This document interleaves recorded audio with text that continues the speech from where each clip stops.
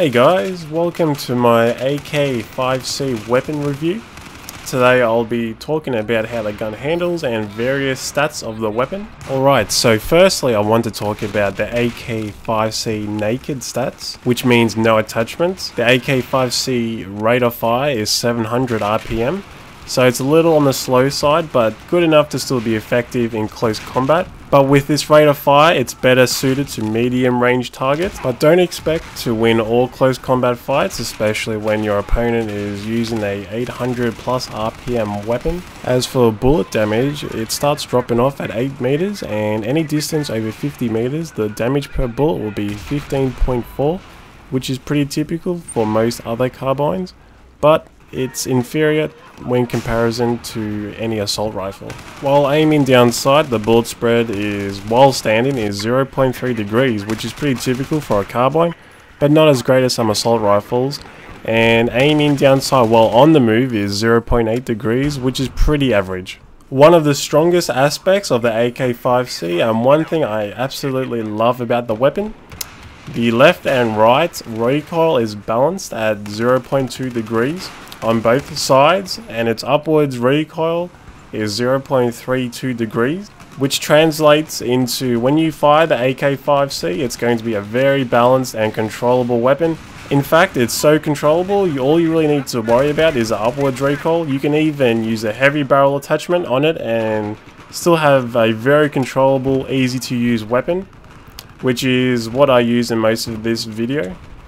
The other winning factor for this weapon is the muzzle velocity, which is at 630 meters per second. Muzzle velocity is how fast the bullet travels, to which it's ranked 1 out of all the carbines. In fact, it's so fast that it's slightly better than the ACE-23 assault rifle. Another winning factor for the AK5C compared to the assault rifles and the engineer weapons is it has the fastest tactical reload speed at 1.85 seconds and the third fastest empty reload speed of 2.35 seconds. You also need to consider the max distance of how far the bullet can travel. The AK5C has the highest bullet travel distance out of all the carbines at 945 meters. It's even better than a lot of the assault rifles, even the ACE-23. Now, as for attachment recommendations, I played around with different setups for this weapon, and overall, balanced general close to medium range combat, I recommend the heavy barrel and ERGO or vertical grip.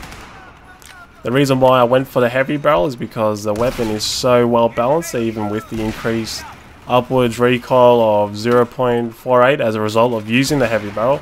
The gun is still easy to control. The heavy barrel also decreases bullet spread, which is really good, and one thing I'd really like to see in my preferred setup. However, if you have trouble countering upwards recoil, I would not use the heavy barrel and just use no barrel attachments. I went for the ERGO grip, which is a pretty typical thing for me as I find myself moving while aiming down the sight or hip firing.